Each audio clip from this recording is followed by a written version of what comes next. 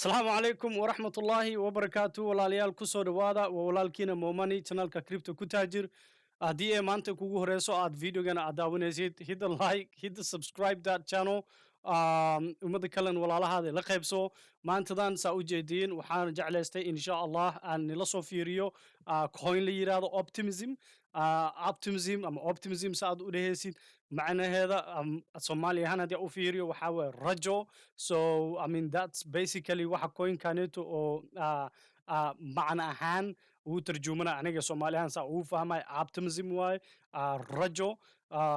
So positiveness camal in the future ama anything ay ku xisaabsamto waxaa fiirinayna insha allah coinkan wuxuu ku dhisan yahay technical waa fiirinaynaa waqtiga la dhisay sababta loo abuuray iyo muxuu ka qayb qaatay dhinaca fundamentalkiisa and so forth. Haddii aan gadaal u noqono coin market cap haddii aan ka fiirinayno ama coin gateko dhinaca coin market capka bahalkaneeto optimism wuxuu fadhiyaa it is ranked at 117. So most likely adig fundamentalska markaa fiirinaysid ama majority investment marka dadka ay sameynayaan waxay fiiriyaan coinyaasha boqolkii iyo wixii ka koreeyo ayay investment ay zaid haddii ay rabaan inay lacag geliyaan ama 50 and above ayay fiiriyaan. So this coin has been picking up recently. Maalmahan suuqa ayuu soo galay waxyaalo badan ayuu ku soo baxay dad badan ayaa bilaash ku helay taasna waa ka hadleynaa. So it is actually gaining bahalkii wixii la yiraahdo momentum il badan ayaa ku dhaceyso dad badana interest ka lahaanayo and we will find out the reasons. So and if we go to market and see meelaha ka heli kartid Binance waa ka heli kartaa KuCoin waa ka heli kartaa Mareykanka haddii aad joogto Binance US it shows in laga helayo optimism mar dhow ay suuqa soo geliyeen MEXC wuu ku jiraa dhinaca decentralized exchange Uniswap AX and also I mean so forth Digifinex wuu ku jiraa so meelo badan bahalkaneeto waad ka heli kartaa dhinaca haddii aad tahay reer Asia ku nooshahay coin tiger waa ka dhex heli kartaa but haddii aad Korea iyo meelahaas aad degan tahay exchangeyaal badan waa laga xiraya meeshaas soo taxadar badan ayuu u baahan yahay. So the coin in itself waxaa la yiraahdaa optimism and this is their web page haddii aad u baahan tahay inaad geshid informationkooda aad soo raadisid aad leedahay wax kasta waxaa rabaa inaad ka akhristo ecosystemkanet wuxuu ku dhisan yahay iyo muxuu ku dhisan yahay waxaana wax kasta nila qaybsano meeshaan ay ku jiraan some other information meelo kale waa inaad ka soo raadisaa research aad ku samaysid bar wixii halihii aan soo qaabsaday aan research kusoo sameeyey amaantada nila qaybsanaya. Quickly we can go to what optimism is. Waqtigii la abuuray waxaa la abuuray almost 2014 ayaa bahalkaneeto ay ku sameeyeen research ku sameeyeen ay lacag u soo aruuriyeen ay u tageen dad taajiriin oo lacag iska haasto oo lacag ay soo aruuriyeen waxay soo aruuriyeen almost $3.5 million ka hadloona for a amount of I think a market circulating they didn't even put the maximum supply goal intay haastaan but they're saying that it has a total supply of I think 4 billion 294 million. So there's about waxaa jirto market total supply ku jiro about 4. So let's see 2014 ayay soo geliyeen before they actually released wuxuu ahay very anytime waqti hadda dhow ahayd it wasn't even far from 2020 in la soo geliyay aan jeclahay xasuustigiisa waxayna ku soo bilaabeen wax la yiraahdo bahalkaneeto airdrops majority and insha allahna taasna waxyar waa soo taawanaynaa. So optimism wuxuu ku abuursan yahay let's just get into it and see what optimism is actually made of. Haddii aan optimism la fiiriyo optimism waxa waaye layer 2. When you talk about layer 2 this layer 2 is actually saying to you let's just go to that layer 2 ayuu ku dhisan yahay meaning that this actual layer 1 kuma dhisno layer 1 waxa waa blockchain-yaasha oo keligooda isku abuuray ama keligooda isku dhisan but instead optimism ahaan wuxuu ku fadhiyaa ama wuxuu ku abuuran yahay wax ay yiraahdaan ay ku kordhiseen its own like Ethereum oo ku kordhisan yahay but however so sidee ku dhiseen iyo sidee ku abuureen ama what is the interest or ama the idea behind in optimism lasoo dhigo oo lasoo abuuro waxay ku soo dhiseen ama ay ku soo gebgabeeyeen wax ay yiraahdaan roll up. So if we go to at least let me just show you guys what I'm talking about when it comes to the actual roll up. I think I have it in one of these pages pageyaal badan ay furan oo aan rabo inaan itusiyo waxyaalaha informationkaneeto aan maantadan nila qaybsanayo. Yep, so here it is.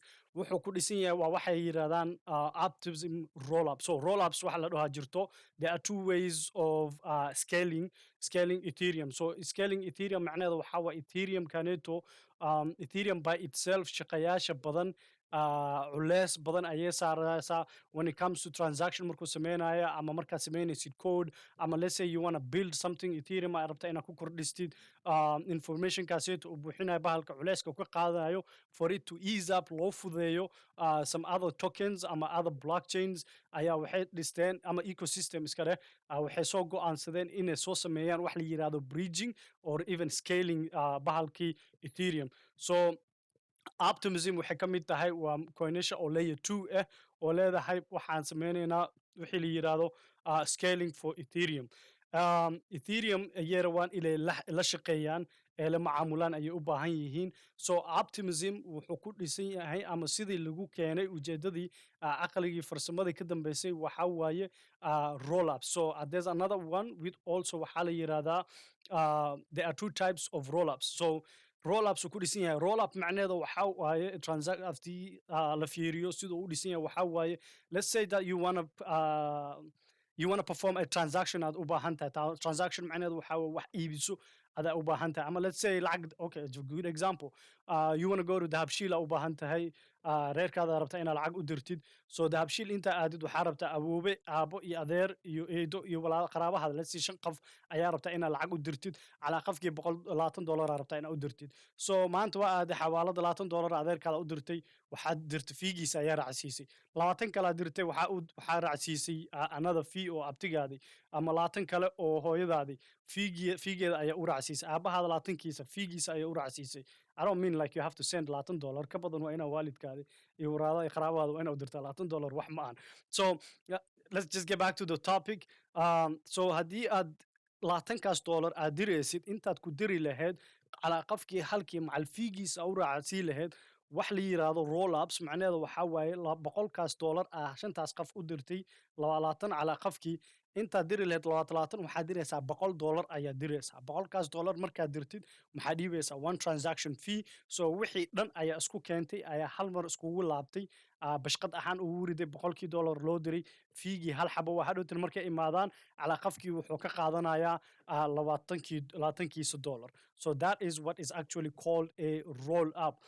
Layer 2 ayuu ku mid dhisan yahay. This is what now they are trying to target ay iskugu dayayaan inay hergaarsiiyaan dhinacii wixii la yiraahdo scaling part of the transactions or even the blocks ay scaling ayuu u yahay. So that is one. Waa roll ups waay. Optimism meeshaan hadda soo galaa waxaa hadda optimism roll ups ayay u bixiyeen. The other roll ups waxa waaye zero knowledge roll ups macnaheedu waxa waaye snacks waxay u soo gaabiyeen ZNARKS ayaan jeclahay loo soo gaabiyey. wuxuuna u soo gaabisan yahay haddii la fiiriyo xarafkiisa waxay leeyihiin waxa waaye zero knowledge succinct non-interactive argument. yaa u baahan waxyaalahaasito dhan macnaheeda xarafahadaysa. But if you are somebody computational jecel, xisaabaad jecel oo arithmetic jecel, some understanding 1980gii ayuu fikraddan inta ee bilaabmatay. You can actually research badan haddii aad ku samaysad ama waxbarashadiisa waa ku fiican tahay, but is a lot of computation dhinaca xisaabaad badan ayaa ku jirto.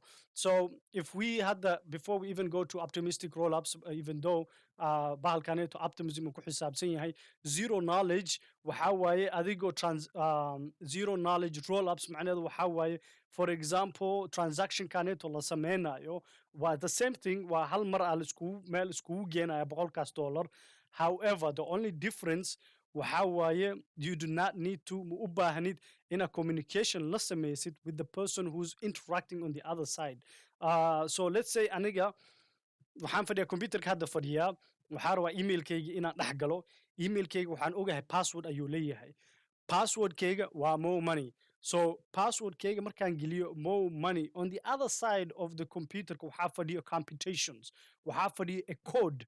Codekaaseeto recognizes passwordkayga ina aniga aan geliyo oo sax u yahay, but it does not know passwordkayga inuu yahay more money.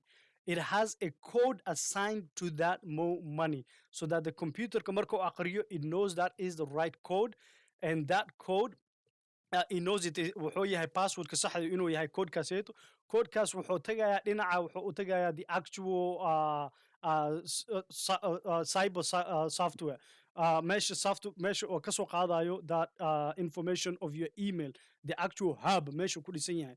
Informationkaas oo u dira wuxuu leeyahay ninkii momani passwordkiisa ayuu geliyey, passwordkiisana waa xaqiiqsanay, so emailkiisa ayuu rabaa inuu furto, and that's how actually you open up your email. So zero knowledge roll ups, ujeedadeeda dhan waa saas. There is no need to deal with the people on the other side. I hope ina isfahamnay.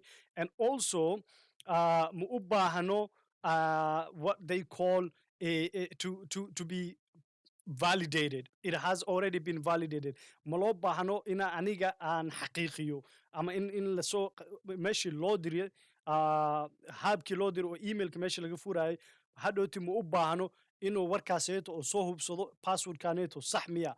There is no need of doing that, because there is already waxaa jirto codekaaseeto oo soo xaqiiqsaday inuu ninkaaneeto mo money emailkiisa passwordkiisa yahay oo mo money oo soo geli oo sax. That is what they call it, a validity proof. So validity proof kaaseeto ayuu almost zero knowledge rollups ku sameeyaan.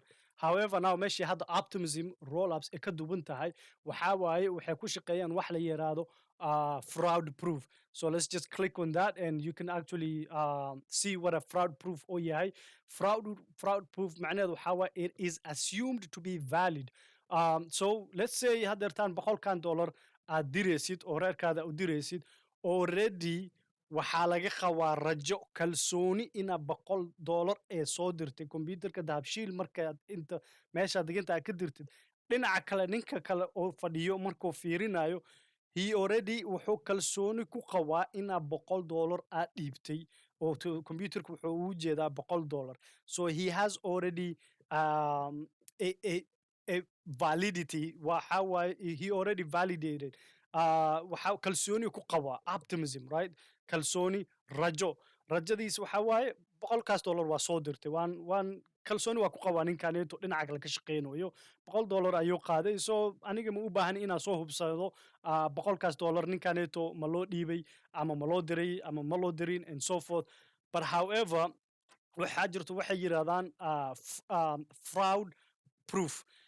That person oo dhinaca kala fiiriyo oo $100 fiirinayo, waxaad if within the transaction kala soo dirayo codekaaseeto lagu soo raacsiiyey, ama dadkii diraya ninkii $100 qaadaya ama nin kale meesha la fadhiyay, haddii oo gacanta taagto oo dhan waraaniyo aniga shaki ayaan ka qabaa mumani $100 muusan soo dirin, then what they do is that transaction becomes invalidated. So here is where the validators come in. Validators waa kuwa meesha fadhiyo oo hubsanayo this transaction $100 inuu yahay off chain rollups. Waxay ku optimism waxay ku they depend on, waxay ku kalsoon ku xisaabtamayaan kuwa ballaanka ka shaqeeyo in off chain la yirahdo. Off chain waan kasoo hadlay waxa macnaheeda iyo sidoo ku xisaabsan isoo ku shaqeeyo. So optimism wuxuu aadayaa wax off chain, it's not within the blockchain ayuu ka baxsan yahay, the ecosystem ku ka baxsan yahay, it's outside information la siinayo. Aniga aan dhahoyo maanta qiimaha ku fadhiyo aan ku gadanoyaa, ama qofkan exchange-kaaneeto wuxuu leeyahay bahalkaaneeto qiimaha maanta joogo waa $120 intuusan u dirin the actual ecosystemka, ama wuxuu fadhiyaa $1 iyo something. So the one exchange Binance waxay leedahay wuxuu jiraa $1.20. I hope inay ila socotiin. Let's say Binance wuxuu dhahay $1.20 oo jira. Binance kaaseeto meeqa dada ka iibsano ama meeqa other exchange jiro. So one of the exchanges soo booda wuxuu leeyahay hey $1.20 ma ahan. Ama $1.20 waay. It goes to the validator. Validator waa aniga ninka ka shaqeeyo oo screen-ka kor fadhiyo oo transaction yaasheeto oo internet kor fadhiyo transaction kaneeto from this channel to this ecosystem, oo valid gareyna inuu aan fiirina inuu sax yahay before it actually goes to Ethereum blockchain. So aniga ayaan soo hubsanayo. Anigi fraud proof, if somebody says hal ka mid that transaction, if one of the codes, the nodes, laga hadlaya, there are so many nodes oo la dirayo, information ka dirayo, nodes wuxuu yahay waan ka soo hadlay. If one of the nodes oo dhaho aniga meeshan kalsooni kuma qabi, waxaa ka socoto qayaana ka socoto, that validator ninka meesha fadhiyo ka shaqeynayo, he gets slashed. macnaheedu waxaa waaye asigaa la ganaaxaya, informationka gadaal loo soo celinaya. So that is the only way optimism oo lala dagaalami karo, oo la dhihi karo bahalkaneeto waxyaalahan soo dirteen informationkaneeto sax ma ahan ee jidka ku soconayaan. But already optimism roll ups, which is that transaction kaaseeto hal mar la iskugu keenay, $100 $20 la iskugu soo aruuriyey, waa hal meel la iskugu geeyey, waxay ku qabaan inay kalsooni ay ku qabaan already that transaction inuu yahay transaction sax oo xaqiiqad ah. I hope inaad I fahantay. waan ogahay ingiriis badan aan ku dalay. I'm trying to bounce back and forth different example mithaal badan aan iskugu dayay inaan hal meel kaaga soo qaado. But zero knowledge, it's clear, it's validated already, qafa soo hubsaday, and it's a computation waaye, waa code waaye. But the other one roll ups waxaa waaye qafa meeshaas fadhiyo, transactionka asigoo soo maraya, wuxuu soo maraya his computer systemkiisuu soo maraya. All he's got to do is make sure bahalkaneeto coding kaneeto it's correctly, they just validate it, validation ay ku marayaan. That's why they call validators. And waxay u dirayaan the Ethereum exchange, Ethereum blockchain, and Ethereum accepts that. haddii aad rabtid waxayna ku kordhistid roll ups, rabtid inaad ku kordhistid optimism, ayakay u dirayaan validators, and validators sends it to the Ethereum exchange. That's basically the main thing of bahalkaneeto optimism lagu soo dhisay iyo sidii lagu soo dhisay. Also, and now let's go to how actual bahalka la yiraahdo the governance, sidii who gets to vote.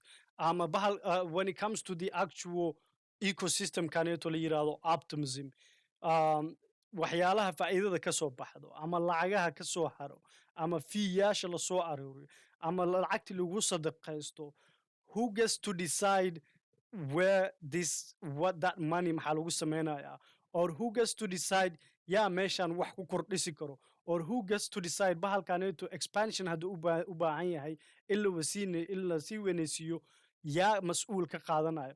waxay leeyihiin let's just go to here. This is where and optimism, waxay leeyihiin laba qof ayay ka dhexaysaa, laba group ayay ka dhexaysaa. groupka ugu horeeyo oo ka dhexeeyo waxaa waaye optimism foundation. Let me just put my seat up saa kor waxay soo kaco. So waxay leeyihiin wuxuu laba group ku dhisan yahay. groupka ugu koowaad waa optimism foundation. optimism foundation kaaseeto, group kaaseeto waxaa waaye the actual group that raised this money, 3.5 million kaneeto, dadkii aruuriyey iyo dadka fikradaneeto keenay iyo aqliganeeto keenay iyo ecosystem kaneeto la keenay, la yiraahdo optimism, ayaa la yiraahdaa the optimism foundation. Whose foundation kaaseeto yaa kala ka mid ah? waxaa ka mid ah eventually a whole lot of group, dad badan ayaa ka dambeeyo. The other group oo memberska dadweynaha ka mid ah waxaa la yiraahdaa optimism collective. That optimism collective waa ummadda ka soo hartay oo gadaal ka soo qaadatay optimism. dadkaaseeto waxay u kala baxaan laba group. one group waxaa waaye the token house ayaa la yiraahdaa. waa ka hadlayna waxay qabtaan. The token house ayaa la yiraahdaa. The other group is just exit. Let's close this out. So one group kasoo hadalnay was Optimism Foundation. The other group was Optimism Collective. isku imaashada foundationka dadka madaxda ka ah inta dadka hooseeyo, Optimism Collectively. The governance, that Optimism Collective waa dadka weynaha iskugu wada imaaday, waxay ku dhisan yihiin laba group. one waa Token House, the other one is Citizen House. So macnaheeda Citizen House iyo Token House maxay qabtaan iyo maxay yihiin intay kugu sheegayaan. Token House sida lagu keenay ama lagu soo abuuray, waxaa lagu soo abuuray through airdrop. So this ummaddaneeto iskugu imaaday airdrop ayay kuwii dadkii lagu siiyey waxaa la yiraahdaa the Token house dadkaas ayaa ka mid ah waa community oriented behavior waxay rabaan waxyaalahan community inay abuuraan si dhisaan communityga uu ku weynaado and the airdrop sida lagu helayo we will talk about it but waxa waaye dadkii airdropka la siiyey kuwaas ayaa part of the token house is and there's also the citizen house this is where the interesting part is citizen house is facilitated and governed a process through to distribute retroactive public goods funding generated from the revenue collected by the network. And citizens will be conferred by soul bound, non transferable NFTs. This citizen house, dadka ummadda ka mid dhisan citizen house-ka, fundingkooda wuxuu ka imaanayaa revenue-ga faa'iidada laga soo qaaday dhinaca network-ka laga soo aruuriyey. Remember that? The profit that was gained from the network, waxaa waaye waxaa la siinayaa the citizen house, dadka citizens house-ka ka mid ah. And citizens house kaneto, they will be conferred as soul bound and non-transferable NFTs. It will eventually one time waxay noqon doonaan that waxaa waaye xiriirka ka dhici doono in like it will come to a point that they will also receive a NFT that is soul bounded to them. qafkaneeto aniga camal ah oo ka mid ah citizen house dabeecada lagu yaqaana akhlaaqa lagu yaqaana waxa jirto aniga ay igu yaqaanaan waxaas igu yaqaanaan I will eventually waxaan ka heli doonaa NFT oo aniga qaas igu ah and they explain it here. Soulbound used to be on a world Warcraft game. I mean, magaca meeshaas intaa laga soo qaaday. That's what the meaning of soulbound is. But however, you get an NFT which is in a form of only commonly known to you. Adiga khaasatan ahaan ayuu kugu dhisan yahay that NFT. Nobody else can make it. Nobody else can carbon copy it, and you're the only one who has access to it. Access has it. Possibility that kale waxaa jirto for carbon copying all that they can come up with it. But in adiga khaasatan ahaan adiga ku it's for you, not for anybody else. And saasa lagu garo doonaa more money. This is NFT giisa. Wuxuu ka mid yahay the citizen house, and this is how we know he votes or he does this or wuxuu leeyahay exchange kana u baahannahan in la geeyo ama wuxuu leeyahay expansion arabna inaan ka mid qaadano so NFT gaaseeto aniga hadhowta lagu aqoonsan doonaa so and also you could be part of the token house groupka token houseka waa ka mid noqon kartaa and at the same time waxaa ka mid noqon kartaa kuwa citizens houseka ka mid ah token house kaaseeto you get through an airdrop. Airdrop can the way you get that airdrop, you get it through different several ways. And see the airdrop lagu helayo ama airdrop kuwi kamid qaatay kamid heleen waa arki doona sida loo raadsado if you qualify for it or not. So but before we go to that, we have fiirinayna inshallah this is the most important part of anything. If aniga marka wax kasta fiirinayo, I look at the waxay yiraahdaan the distribution sebahalkaneeto coinkaneeto loo kala qaybiyey waxaa waaye retroactive public goods funding sidii dadkii communitykii loo weyneysiiyo oo loo diiwaangeliyo oo rajada kor loo dhiso 20% ayaa iyaga mar kasta la siinaya and that is part of the groupkii haddii aan ka soo hadlaynay not the token house but the citizen house meeshaasaa wax ka helaysaa hadhowtii haddii aa ka mid tahay the citizen house sugar exadis waa investors waxay haastaan 17% ayay haastaan waa dadka madaxtooyada oo lacagta badan bixiyey co-contributors waxaa waaye also madaxtooyada and also kuwa codinka ka dambeeyey ama CEO-ga ahaaye assistant CEO ama CTO waxay isku wacaan maalmahaneeto 19% of all these coins ayay gacantooda ku haystaan qiimaha ugu fadhiyo they did not even publicly say it I don't know qiimihii ku soo baxay but they usually put it website kan ay soo geliyaan bahalka qiimaha oo ku soo baxay marka la gadaayo ICO-ga waqtiga la gadaayo iyo sidii ay ku gadeen so having said that and the ecosystemka waa ummadda kale soo hartay shicibka gadaal wax meeshaaneed aan ka raadsanayaa waxaa waaye 25% of everything so 19 and 25%, 6% ayaa u dhexeyso. So um, co-contributors kanit haddii dhahan maanta suuqa waan ka baxaya waan ka cararaya, depends of how many people ay yihiin, but that's a lot. 19% ay haastaan. I've seen kuwa haasto 10%, which is pretty good, because suuqa suxun kugu soo daadi karaan. Retroactive public goods funding wuu ka mid noqon karaa. He can be a contributor, co-contributor wuu noqon karaa, and at the same time this person wuxuu noqon karaa retroactive uh, public goods funding. Labada dhinac wuu ku jiri karaa. He can also be the people or airdrop lagu siiyey, and that's how the airdrop comes in. The airdrops waxa way ka mid ah ummadda sameeyey, waxay yiraahdaan active participationka, community participationka ka mid qaatay, the ecosystem kaneeto of funding ku sameeyey, the bridging between or the scaling kan ee sameynaya from Ethereum to Optimism or Optimism to Ethereum ayaa la siinaya airdrop. Co-contributor wuu ka mid noqon karaa, and he can be waxaa noqon kartaa co-contributor, intan waa ku jiri kartaa the airdrop. Sugar excites waa noqon kartaa, airdrops waa ku jiri kartaa. You can be in all these places. So معناها ما ahan that only 19% are co-contributors there. 19% plus whatever percent ay kasoo helaan the ecosystem or ay kasoo helaan from the airdrops ayay haastaan. So that's a lot of percentage. Meeshaas isdhaafayso. Let's move on and see when it comes to the bulky the actual airdrops. So airdrops, you definitely need to see this. Balkanet, I will show you guys how to do it. Haddii aad gashid to your MetaMask, aad ku xariirisid the ecosystem of Optimism, aad ku xariirinaysaa, you lock it, I mean, you sign into it, and you sign into the Optimism ecosystem kisa. This is how you know you are eligible for it. Haddii oo ku dhaho congratulations, you are eligible for the airdrop, you get an airdrop. Airdrop kaaseeto you can get waxaa heli kartaa 1,000 iyo ka badan, 100 iyo ka badan, ama 2,000. Waxay ku xiran tahay inta lacag adiga fundingka ecosystem kaaseeto aad gelisay dhinacii Optimism. So anigii waan buroway, waxaan dhahay niyo aan iskugu dayay arag. I was told, sorry, you're not eligible for this airdrop. Because why? I did not fund in it.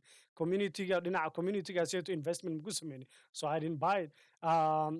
It doesn't mean that you have to buy it on exchange. Exchange ina ku gadatid maahan that you get an airdrop. You do not get it like that. So aniga waan arkay waxaa la yidhaha, hey, sorry, you are not eligible for this airdrop round. So I have to wait for another airdrop. Airdrop kaneto will continue, will be consistently until throughout the rest of the governors, the community, and also kuwii hadeertaan aan kasoo hadlayn the two groups, that is the token house and the citizen house. Markay dhahaan airdrop waa joojinayna, airdrop will be stopped. How many percentage of airdrop every time la bixi doono, they get to decide it. Iyaka mas-uulnimadaasaytu qaadaya. So they say 5%, number one of that airdrop waa la bixiyey. We're going to come back to this supply thing. Waa muhiimadda the supply ganeto iyo this thing, token allocation waa isku xayiriin, and those are where you need to pay attention a lot. Attention kaada waa inuu zaid marmarka meesha zaid u saartaa. So these percentages you get to see how effect suuq uu leeyahay marka la dhahay waa la gadanaya iyo waa la iska gadaya. So haddii aad ka mid ahayn ummadaaseeto oo sameeyey community funding ka sameynin, you will get this page. So if I want to be part of the community, what am I going to do? Maxaa la iga rabaa inaan sameeyo? What you do is you actually go to their page and you sign in. Page kooda galaysa, you go to their ecosystem kooda galaysa, and you connect it to your MetaMask wallet kaadi ayaa ku xayiraysa, and you put some Ethereum asoo gadane, you bring it from another exchange, oo waxaa gadan kartaa bahalkii la yiraahdo Optimism exchange kala ka soo qaadi kartaa. And what you do is you go to their page kooda aadaysa and you say deposit. So you're going to deposit it within the ecosystem kooda, from Ethereum to Optimism or from Optimism to Optimism. So let's just see if Optimism to Optimism inuu leeyahay. I don't know. Can you go? No. So you have to bring Ethereum inaad ka soo qaadatid to Optimism, or you just go straight from Optimism page kooda. You can easily not that you can easily go and go to Optimism page, and bahalkaneto wuu isbedelaya from wuxuu ka bedelmaya from Ethereum mainnetka hadda ku jira, and then it will just take me to the Optimism. Allow this site to switch the network. Wuxuu leeyahay from Ethereum mainnet to Optimism. I'll just say switch network. So right now, I'm in the Optimism network. I am Kujura, and this is what I have. Waxaan haystaa 0.0078 of Ethereum, almost like $20, $14 camal waan jeclahay inuu yahay. Alahaas xitaa waxaan gelinayaa haddii aan rabo to Optimism. So I have to switch from the Ethereum to move it. So Optimism markaa geliyo, aniga waxaan ka mid noqon doonaa hadhooti wixii ay yiraahdaan the actual group, the governance, waxaa ka mid noqon doonaa Citizen House. Ay ka mid noqon doonaa. So when I become part of the Citizen House, or even haddii aan noqdo part of the Token House, hadhooti waxaan heli doonaa airdrops, right? That airdrops is equivalent to the amount that you adiga aad gelisid baalkaneeto, or some percentage ku jirto some xisaabaad. $1 haddii aad gelisid, maybe you're going to get 1,000 Optimism or airdrop ku helaysaa. $100, you will get that $100. Whatever equivalent price hala aad gelisid ayaa meeshaaseeto aad ka heli doontaa. So let's just quickly go to the unlocking supply. This unlocking supply ganeeto waxaa waaga over time suuqa inay ku soo daanayaan, loo soo daanayo dadkaneeto oo walletkooda loo soo dhexgeli doonaan ee gadi karaan iyo sanadka ugu horeeyo. Year one waxaa ka mid the community users airdrop. Waa sanadkii ugu horeeyay, everybody got a airdrop. macnaheedu waxaa waaye kuwii oo Optimism ecosystemka wax geliyey ayaa sanadkii ugu horeeyey waxaa loo soo daanayaa some percentage, about 10% of it ayaa iyaga immediately hore ka helayaan. Ecosystem community ecosystem funding hore ka helayaan. Waxay helayaan almost about more than 30% ayaa lasoo siinaya. And eventually over time, waqtiga as the slope goes out, is linearly proportionally related. You cannot say linearly, but this is more like an exponential relationship. So this is exponential kaneeto of waqtiga markuu sii dheeraado, they still waxyaalo badan aa loo soo daanaya. But this is year one, sanad after 1 year from the time it was released. I don't know what time suuqa lasoo geliyey or what time reference kaneeto waqtiga uu yahay. If you find out that time, which is pretty good, that's also the time to buy. Waxaa arkaysa the contributors and sugar in the investors ayaa waxaa loo soo daanaya 50%. That 50%, they can sell it or they can hold it. If they decide to sell it, you know what the results are. Suuqa wuxuu u imaanayaa dhinaca Optimism. Suuqa kaloo soo daadanin Optimism aa soo daadanaya. So over time, sanadkii afraad meeshii lagu gaaro 100% of airdrop waa la dhameeyey probably, unless they change. Aad ka mid tahay Token or the Citizen House or the Token Club House ina ka mid tahay. After 4 years waa isku dhamaaday. The community, I mean, everything la bixinayay 4 years, it's ending. That's the end of it. So what Optimism hadda hadii laiskugu soo gaabiyo, layer 2, their goal is to impact profit. This is the Optimism vision kooda. Ujeedadooda dhan waaye. Ujeedadooda dhan haddaa maxaa ku dhahay faa'iidada in lasoo dadka la siiyo. That is part of the Citizen House. That particular, this is the governance waxay leeyihiin that the decentralized ecosystem collective band community ganeto, it is profitable. Faa'iido inuu yahay. Impact in ku sameeyaan and faa'iido la sameeyo. However, the community-ga ugu sareeyo waxaa waaye the Optimism Foundation. That is the heads. And then comes in the other group. Waxay u kala baxeen labo group. The second group, the Optimism, I forgot the name what it was, Optimism Collective, oo ka mid ahay Token House iyo community-gii kale. The Optimism Foundation haddii ay dhahaan waxaaneeto anaka ma jeclaysanin. Token House wax ay ka qaadi karaan meeshaaseeto ma leh. Waxay rabaan inay dadka diiwaan geliyaan, ay ka mid qaataan ecosystemkaneeto, ee meesha geliyaan, ee promotion ku sameeyaan, ee noqoto the Ethereum ayaa lala dagaalamaya scalable in loo noqdo, ee hadhowta Ethereum ee doorato Optimism inay doorato ayay rabaan inay ka mid ahaadaan ummadda la doortay.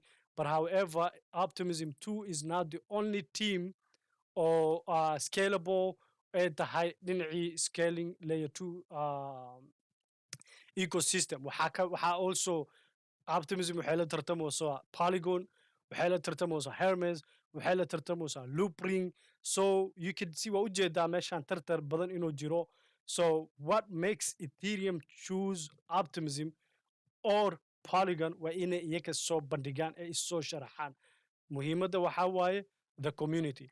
Labada odayaasha bahalkaneeto ka dambeeyo, the co-founders waxaa waaye Optimism Prime, ninka la yiraahdo Optimism BBC iskugu bixiyey, I don't like this kind of a thing marka adiga tahay nin CEO inaad tahay. CEO markaad tahay waxaa waaye dadka I mean I get it bahalkan crypto waaye. CEO haddii tahay dadku way soo sharaxaan. Look at the other guy, the other CTO. He is Eternal Optimism, one of the founders of ka yahay. And this is how you have to represent yourself professionally waaye. Magaciisa Ben Jones, you hadhowti research waa kusoo samayn kartaa qafkuu yahay maxaa waaye backgroundkiisa. But when you have I mean I don't know some kind of NFT world oo ku jira. We see in NFT world oo ku jiro, but professionalism is also something else oo dadka badan ee wada fiirinayaan ee la soconayaan when it comes to saying bahalkanet investment ayay rabaan inay sameeyaan. So layer 2 popular layer 2 examples waa kan aday aan ka hadlayay waxaa ku jirta Polygon, Binance Smart Chain, Liquid Nectars, Scale and so forth. Waxay rabaan inay u sameeyaan dhinacii la yiraahdo Ethereum, and that's what basically optimism uu yahay. Wuxuu u dhisan yahay its own design layer 2 waaye.